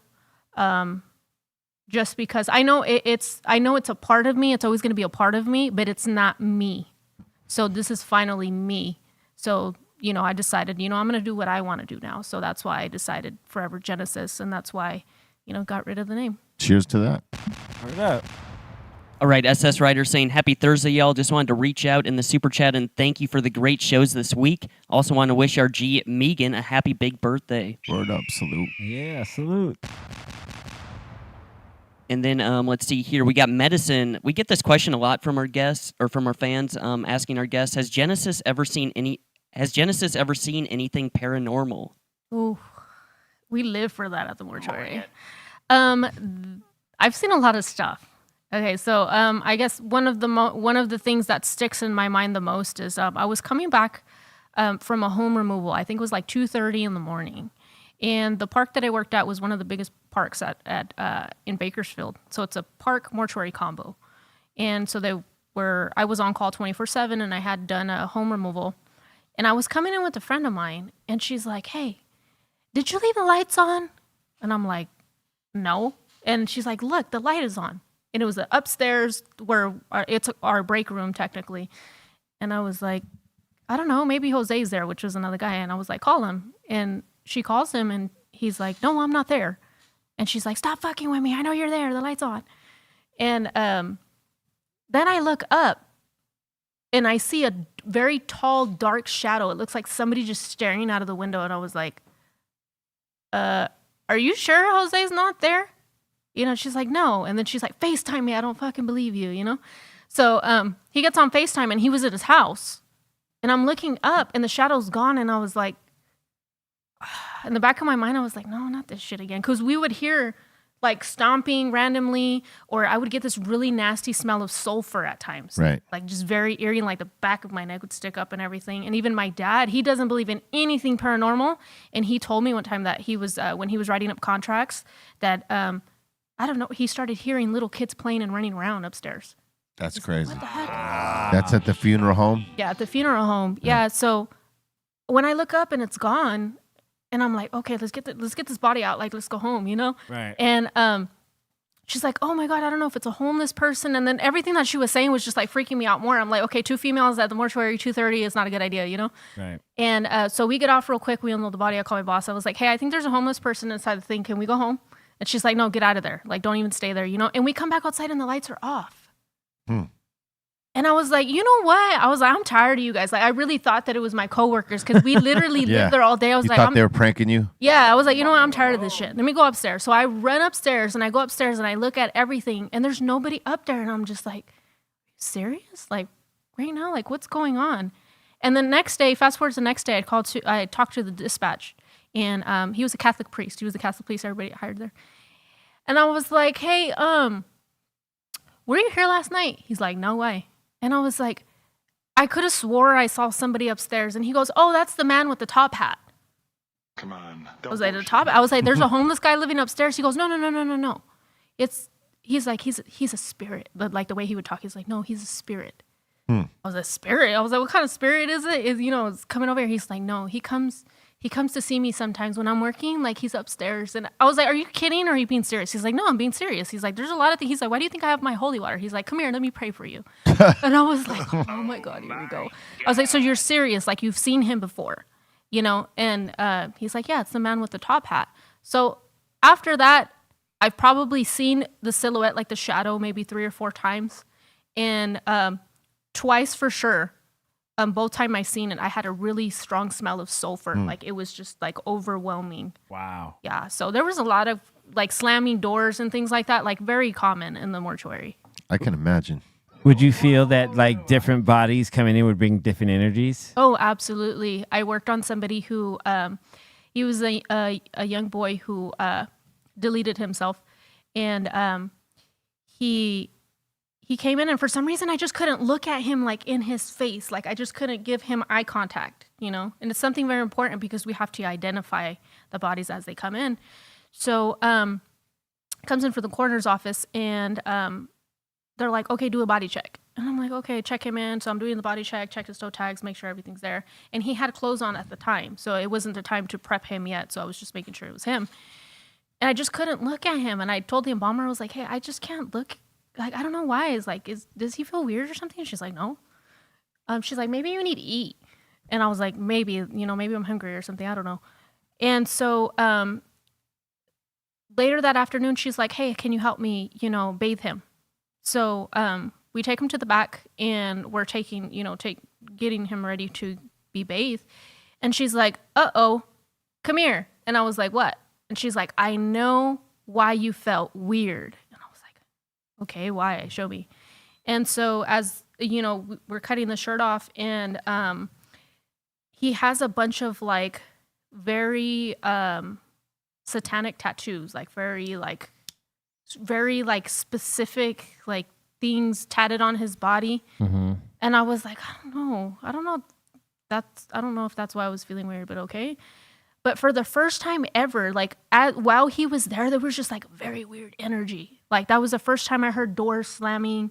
I heard like people very like stomping, not walking, stomping upstairs. And I took him to upstairs so the family can come view him. And I noticed that the wheel of the casket was sticking out, like because there's a skirt. So I went over to fix it. And as I went over to fix it, for the first time ever, I felt like I saw something in my mind. Like I saw something I wasn't seeing, but in my mind, like something just totally like blinded me. And I was watching a movie in my mind. And I saw this kid reach out and grab me, like from the casket. I was totally freaked out. And I jumped back and I ran out of the room. And as I'm running out of the room, I run into another assistant. Like I literally knocked him over. She's like, what the fuck? And I was like, dude, can you go check the room? And she's like, why are you scared? She's like, you're the last person who's scared of stuff in here. Like, why are you scared? I go check the room. And she's like, everything's fine. She's like, are you okay? What did you see? And I was like, I saw him like come out and grab me. Like I felt like he was gonna grab me. She's like, no, he's not. She's like, you're stupid, you know? And I was like, she wasn't buying it. Yeah, like, she wasn't buying it. And I was just so freaked out. And I'm like, wow. Wow. So fast forward to the funeral, the mom talks to me because she's very like, we ended up getting a very, very close relationship. We gain close relationships to these families, every family that comes through, you know? Mm-hmm. And she was very close to me and she started talking to me little by little. And she's like, I need to tell you something. I said, what is it? She's like, my son's ex did a lot of witchcraft on him. So if you feel something following you, it's my son's ex. And I was like, I was like, okay, so that's what it was. And she's like, wow. Yeah. But I think that was probably the only time that I really felt like something very, like, eerie, like... Something specific. Like, where it felt like an actual, like, a presence. Yeah. You know, something specific. Mm-hmm. All right. B, we were looking at caskets back here. You can get the hyper casket. Oh, my God, dude. Only 10 racks, dude? Yeah, let's Free go. shipping. Dude. Have you seen the Kiss casket? Yeah. Well, that one's dope. Yeah, the Kiss casket is casket dope. is dope. Yeah. They got mystery caskets too when you pay like a certain price and then they just send you like whatever one. It could be like anything. They got a clear one now too. Oh, look you at can this. see They're- through. Look at that, dude. Yeah. I think they got ugly sweater caskets too. It's weird. I seen it somewhere on the internet the other It's a day. thing, you know? It's a thing. People with loud personality don't mind going out in a loud ass casket. You know what I'm saying? You wanted the best. You got the best. I think Michael went out in a what was it, a pure gold? Of course They he said it did. was 24 karat. Like a fucking king, right? Exactly, Hey, like yeah. King Michael, Like a dude. King Very Michael elaborate. going out in 14 King karat. of Pop. I was dude. watching the funeral and I remember exactly where I was. I was at home and all I can think about was just like my mortician brain. I was like, God, I feel bad for them. That thing is so heavy because it's gold. Like the normal one's already heavy, but a gold plated casket. I was like, wow. You better be strong. You know what I'm saying? Yeah. All right. And speaking of that, Heshrat is saying Dimebag was buried in a Kiss coffin. Dime big. Yes, he was, as like the legend he is. Yeah. Rest in peace, Dime big. Going big deal. Dime big. RS70 is asking, what's the best? Where's the best place to hear your music? Like YouTube, Spotify, Apple. So right now, best place to hear my music would be on YouTube. My channel is ForeverxGenesis. Although the album will be distributed on all digital platforms tomorrow. The album drops tomorrow. So you can do Apple Music. You can do Spotify, Pandora, anywhere music is streamed. You can find the album tomorrow. Hell yeah. Nice. For the Love of Music's asking, Yo, B, when are they going to play Knocking Pins Down on the radio? Never. It's not for the radio. I mean, For it's the not. streets. It's not necessarily offensive. It could totally get. You know, it could be played on radio, but like we ain't pushing it like that. It's for the lanes. It's for the lanes, man. You know what I'm saying? We're doing that shit on Sunday. Yeah, man. For the lanes, For dog. that's for the lanes, dog. But Come that on, would Trace. be hilarious to hear it on the radio one day. Just be like, oh shit, they played this fucking song. Hey, if we see it in the bowling, like some of the bowling videos that come up. It's the new bowling theme song. Dude, son. I hope so. The new bowling Are you anthem. fucking kidding God, me? dude. We knocking pins down. Yeah, we knocking pins down. All right. Benny Rico is saying, every time I tune into the show, I get super baked. Salute to the whole table. All right. Salute. Good Absolutely. sir. Good vibes. Midget Mike is asking, Genesis, any female features you looking to work with? I would love to work with Kali Uchis. Kali Uchis is dope. Other than that, nobody comes to mind at the moment. There was a couple of females that I did want to begin with. Initially, when I was finishing this project, because it goes back to me not believing myself to be like a singer or anything, I initially wanted to finish this project to present it to other artists as a marketing thing, to be like, hey, I produce music, I write music, I would love to work with you. Right. So I wrote a lot To of these, write and produce for them. yeah, to write and produce for them. Yeah. So I wrote a lot of this music with artists in mind. Like, for example, I just reached out to Sofia Maria the other day, Right. and I was like, hey, I know you didn't know this, but, you know, I truly admire your career, and I wrote this song for you, but, you know, life had other plans, and I had written a song, it's called Nobody Else, that's on the EP. I had written that with in my mind, like, oh, Sofia Maria would sound dope singing this record, you know? Right. So I wrote that with her in mind. But yeah, so I other than, yeah, I guess I never really thought about it because I've been so focused on the album. And you want to create for others too. Absolutely. I believe that's important. You know, people who didn't have to help me, and I feel like that's one important thing, that we should learn how to pass the baton and not keep it and throw it over the gate. Yeah. You know? Well said. Shit. That's real. Hell yeah. All right. Big shout out to Ceaseless. Thank you so much for the super chat. And Ask a Bum is saying, I played with a Ouija board when I was young. Big mistake. Never again. And he's saying, B, how about a jazz version of Black Sunday? That'll be dope. I could hear that. I could totally hear that. And yes, you should not fuck with Ouija boards. People think, you know, oh no, whatever. But if you're highly sensitive to spiritual shit, yes, Yeah, it's not a great idea. Could be all bad. If you don't believe in it, it doesn't really affect you like that, or at least you won't notice it that it does. But if you believe in some spiritual shit, yes, you will know that you're getting fucked with immediately. You're like, God damn it. And last in here is, let's see, Crazy Maine. Trace, how was the Columbia tour? Columbia tour was amazing, man. These guys ripped both shows, Colombia, Costa Rica. I mean, different reasons for different reasons, but man, each in their own, man. Central America, South America, they know how to get down with the get down. No doubt. That was very Bay of you, that whole run. Did you like that right there? Yeah. That's very Bay of you. What the hell does that mean, first of all? You flipped your way around it. I thought it was a very politically correct, nice way of saying, man, there were some sexy women down there. Is that what you wanted me to say? I mean, I didn't know if that's what, I didn't know what you were trying to say, to be honest with Okay, you. It was well, nice, though. It was nice. Thank Yeah, you. it sounded cool. It But was a that's nice- what I really wanted to say was, man, the mommies down there. You want to go live out there? Is that what Oh, you want right to do? now. Barefoot on the beach. Guys like Trace end up staying there and never going back home. That's right. Yeah. That's right. Yeah. I'll see you when you guys come down here.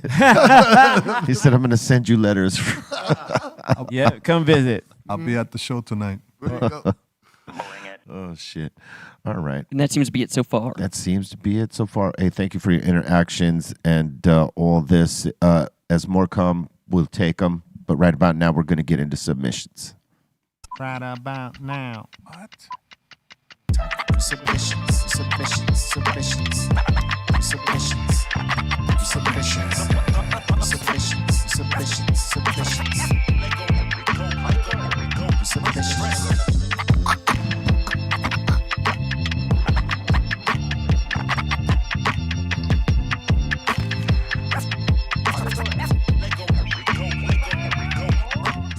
All right, our boy Smokestack is saying, what's up, guys? Been getting high and enjoying the Post Malone Oreos. Post Malone Oreo. What are those? Saying these are really good. That's a nice little design on their little Oreo. Yeah, what is so? It's wait, hold on. Swirled salted caramel and shortbread flavored. Oh, I couldn't have too many of those, but those are seem like they'd be the best. What is it supposed to be? Like a vinyl record or something? It looks like a I turntable. think so. A You turntable. might be right. Right? It looks pressed like one. You might be right, Lizzie. I don't know. I'm just Pretty sick. Picks right there, like he's music. It's probably music based. I like how like the rest is like chocolate guitar picks back there, That's cool. looking like snake dragon skin something. That's what I thought it was when I looked at it. I was like, is that what I'm seeing, or am I contact high right now? Like, I don't know. Subliminal. I mean, it looks like guitar picks, you know. I'll give it to Posty's like management, man. They get him out there. It's not just the music. I mean, In a he's cool way. Yeah, he's a brandable guy. I mean, I drive through the Canes line at Canes, and he's the guy selling cups and iced tea, and now he's selling Oreos. He's doing a lot of things, Doing it. Yeah. but it all works. Yes. He makes it work. Yep. Salute to Posty, man. Diggy's asking, yo, B and Trace, is this flyer legit? Because if so, it will be my first Cypress show. Yes, this is legit. He says, what? Legit. Too legit to quit. Are we on the first day or the last day? Last day on Sunday. Third day. Oh, we're on the closing day, man. Yeah. Oh. Oh. Get down with some reggae that day, man. Tempe. Get ready. Josh is saying the autos are finishing up. I got the strawberry cough. Nice. It's starting to ripen up a little bit. Okay. Look at that. Looking all beautiful. Salute. I like how you're pushing them at the end right there. You know what I mean? You're really pushing them with the newts. To come into the closing. Yeah, man. Yep. Excellent. Keep up the nice work. It's a lot of work. It is. Let's see. Josh is, or what were we going to say, Trace? I was going to say it's a labor of love, though. It is. Josh is saying, or no, Justin's saying, I never knew the math behind bowling and how things work, so here it is. A strike counts for 10 points plus the value of the next two balls you throw, whereas a spare is 10 points plus the next ball. Oh, I get it now. Yeah, that's why you want to keep crushing. Keep crushing. Do you bowl? Do you bowl? No, I don't. Never. That's exactly why, because I never. It's those fingernails, that's why. You know what? I just got these. After leaving, it's hard to keep, your nails on when you're a mortician or you do T-shirt printing, and I do a lot of that. So, I just got these. So. But no bowling. No bowling. All right. No bowling. Our boy Stylist Reed sent in some art. That's pretty good. Looks like Columbo. Columbo. It is Columbo. Is it Columbo? It's Columbo. Yeah. I see the cigar right there, the little crazy smirk. Crazy smirk. I think that's, Peter Falk. The crazy eyebrows. Yeah, Peter Falk. Peter Falk. That's pretty good. It's got Gizmo from Gremlins. Gizmo. You can ask Giz. Giz. You got Scott Summers, Cyclops, X-Men. Yup. That's cool. It's better than the IG shit. Yeah, that's dope. Then he's got the Spot. That's He's saying this is from Marvel Universe. Yeah. Rorschach. Is that what they call it? Rorschach? That's dope. Better than the AI, I mean. Yeah. No, that was dope. And Madways is saying the selector choice is going down on February 22nd, K-Town at the Hello Strangers Beats and Beers crew. Saying Psycho Les will be there, DJ Celos, 5150 Steph. Ross. I know. In Yeah. the building. That should be dope. Shout out to Madways. Oh, yeah. You're spinning the set right there. Yeah, I'll be up there. Throw a little set down. Word. What you mixing? Drinks. Some country music. Country music. Country music, tight. Nice. Waylon Jennings. Country techno. Let's see here. We got RS70 saying, "Yo, Genesis, you consider signing? Would you consider signing to Be Real if he had a label?" Absolutely. Like, why not? If I had the right setup, I would definitely.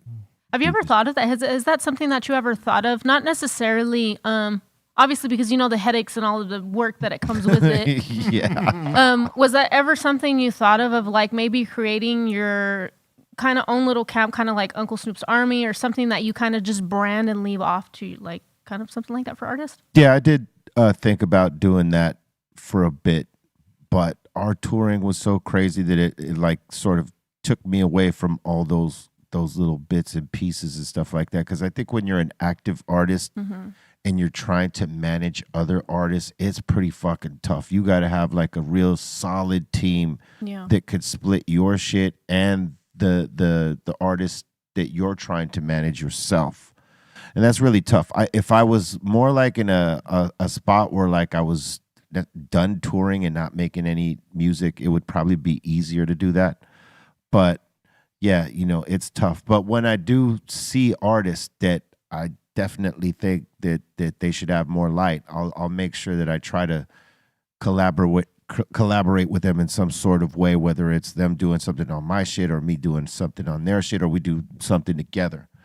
And so that's sort of how I've been doing things as of late. But yeah, I mean, once upon a time, just like DJ Muggs, you know, creating Soul Assassins records, or, you know, he wanted to put on people that he thought from our camp could represent or maybe find some talent and put it on. But, you know, so he did that for a while.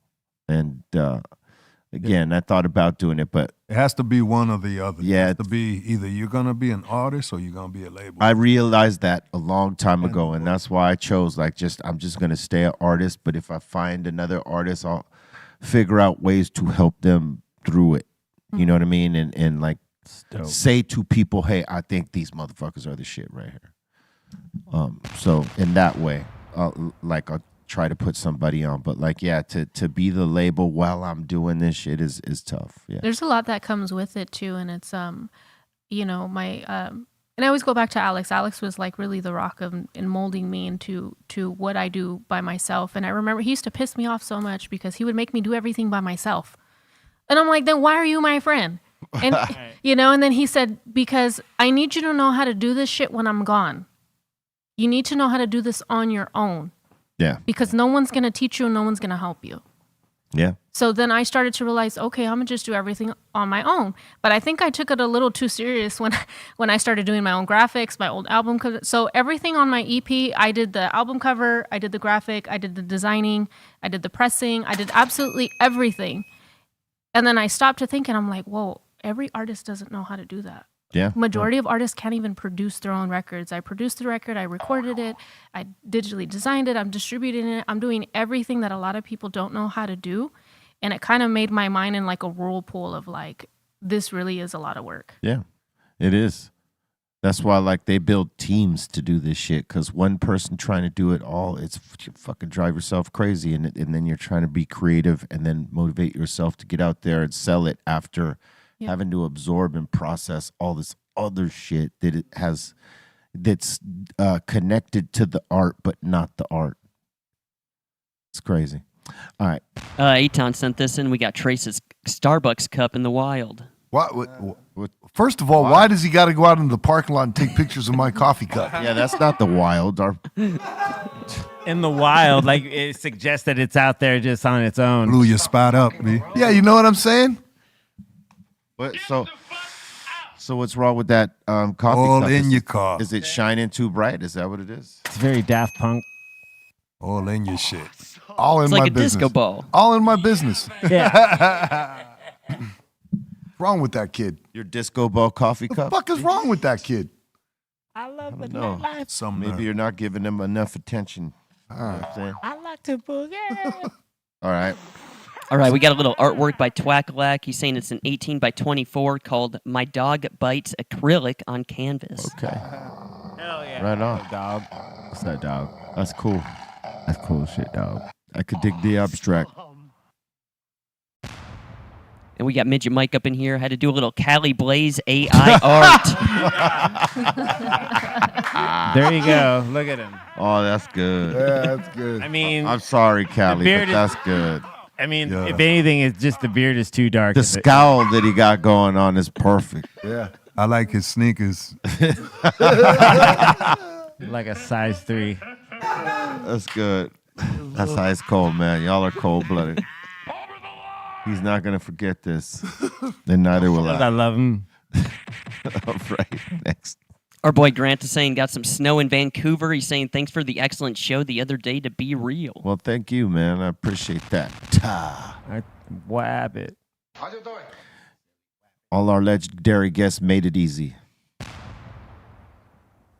And let's see here, we got Anthony saying thank you to Cali Blaze. He's saying shout out to the Treehouse crew and the Sun Doobie. The Real Psycho album is constructed with all of hip hop's necessary elements. One of the dopest projects out there to be real. You better believe it. Salute. Yeah, we got some hip hop shit out there. Hey, I got to tell you, KRS-One sent me a link to his new mixtape. Yeah. That he just did, that he's about to pop off. Oh my God. Dope. I mean, we already know. Yeah. We already know that he's still like sharp as ever. Yeah. But it's like when people like that maybe haven't heard what he's done in a minute, man. Yeah, that shit is. If you're a fan too. If you're a fan of KRS-One, man, his new shit, that new mixtape is slapping. I'm a fan, so yeah. And salute KRS-One for signing my vinyl too. OG. Blastmaster, salute. We got Balls Mahoney saying on a field trip with my daughter at the Children's Museum in Phoenix, and this was in the gift shop. It's pretty dope. That looks crazy. Get them started early. Hey, listen, more kids are DJing. More kids are masterful DJs right now than ever. I mean, much more advanced than when we got into it. Oh, yeah. When you think about it. It's a video game now. Yeah. Hey, let me ask you this, C-. What age did you first start on the turntables? Like physically trying to learn? Like 13. And what age did you actually learn?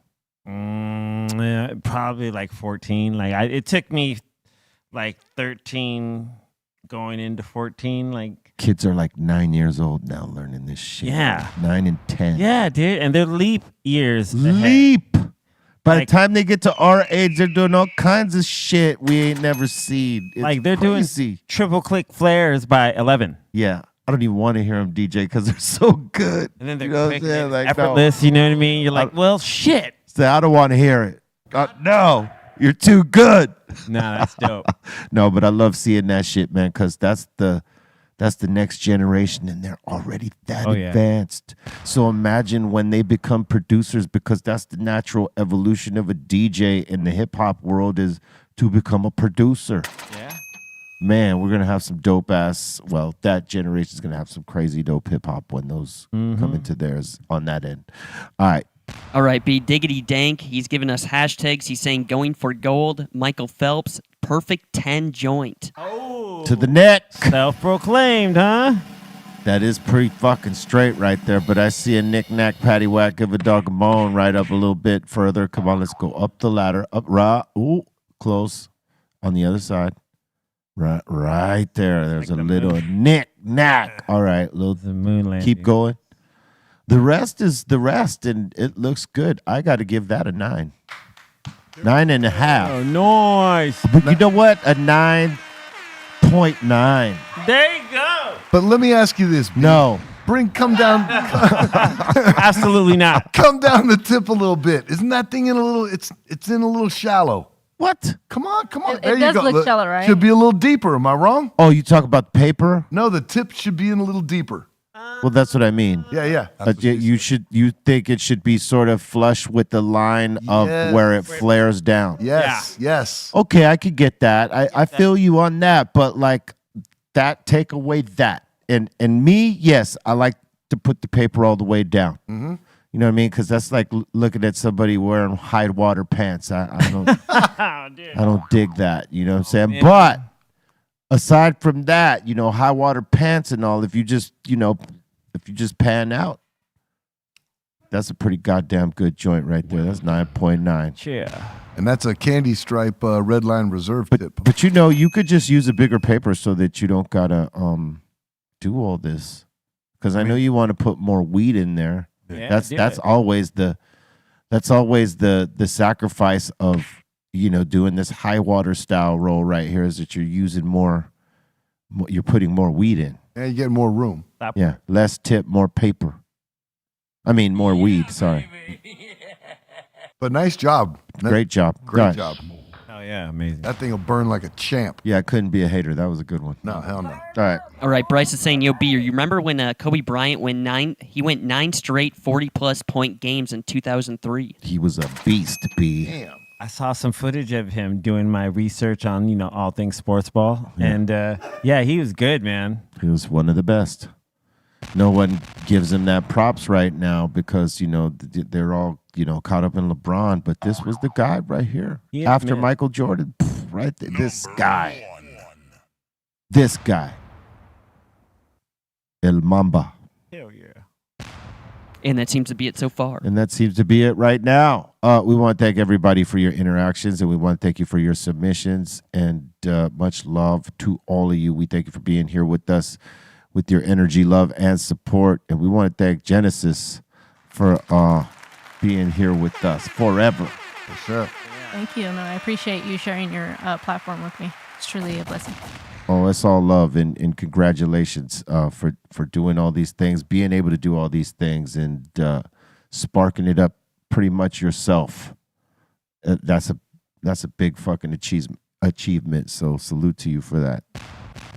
You got any shout outs you want to give? I do. First and foremost, I would like to give a huge shout out to Tony G and Tony A for being a part of my project, as well as Dominator and Chris the Glove Taylor.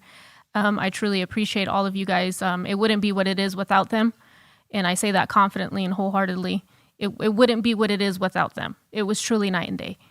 And I also want to give a shout out to Jeff Kwan, who has been really pushing my work very hard. Also, Hot 97.7 down in the Bay, old school station. They're spinning my stuff all week. I appreciate you guys, DJ Looney Tunes, my hairstylist, Cassandra Reyes, and Vanessa down at the sorority house in Bakersfield. If you need your wig done, go hit them up. Tell them I send you. They are the best in town. I don't let anybody else touch my hair but them. And also to Pablito from Foundation Media. Huge shout out to him. I actually have a music video coming out. First music video coming out here in the next couple weeks. It's going to drop. So stay posted for the dates. Shout out to him for truly believing in my project and just helping me with things that I need, as well as, like I said, everybody else, Tony G, Tony A, and just everybody who's been very supportive and a part of this. I can't wait to see where it goes. Right on. You just needed one more Tony, and you would have had Tony. Well, I worked with all the Tonys, actually. Tony A, Tony G, and Pretty Tony Butler. All right. We actually did some records last year. All right. Last year and the year before that, yeah. So I worked with Tony Butler as well. That's right. Tony B. Mm-hmm. Word up. C minus. Shout out to everyone here at the table. ForeverxGenesis, pleasure. B, Trace, Psycho Leezy, the Treehouse crew. Shout out to you guys for watching and hanging with me. Shout out to everyone that tunes into my Twitch streams. That tuned in this morning. I did a KRS set, which was really fun. And tonight I'm probably going to do like a Stone Temple Pilots set because it's raining and smoke one. So fuck it. But follow me, C-Fan4 on all social medias, including Twitch. And I'll see you back here tomorrow for another edition of Dr. Greenthumb Show. All right, word. So keep your notifications on. What up, Bolton? Or no, Psycho Les. Yeah. What's good? No doubt. Salute everybody hanging out with us. Genesis Forevers, thanks for coming through. Word, if you're on the IG, follow me, Psycho Les Official, and go to the website, thepsycholesshop.com. Dan, be real. You're starting a little fight in the chat here. What'd I do? Dan Fernandez, I've sent better looking joints before and only got a 9. No. Yeah, I was Spot surprised. hit. I was surprised. You sent better looking joints and only got a 9. That's pretty good, though. So sorry. There must have been 2 nicks in your Keep sending them, fucking send 9. Wowzers. Sorry. Shout out to Ray Morningshot Films. And let's remember, I don't have my glasses on, man. But I agree, though. I'm just kidding, man. Yo, shout out to Ray Morningshot Films. Shout out to the Dominator. Shout out to Pedro. And what's up, Trace? Big shout out to everybody around the table. Genesis, nice meeting you. Good hanging out with you. All the guys in the treehouse, everybody out in the front lobby. Aton, I guess. You know what I mean? Got to say hi to him because then he gets all butthurt. But you know what? I'm a little butthurt because I'm just curious with this bowling thing that's going on. Why do you guys always choose to go bowling the night that I'm not here? It's because you're scared, lest you don't bowl. scared. Bolton, you're scared. Everybody's on notice. Hey, did you bring your ball? No. Then Not bowling night. You went last night. It's racing night. We would have went tonight. Oh, this guy. Way to All go, right. dude. I'll let you could touch my ball. Hey. All right. That's it. All right. I'm out of here. I'm out of here. Great seeing everybody. All right. Swallow that. Oh.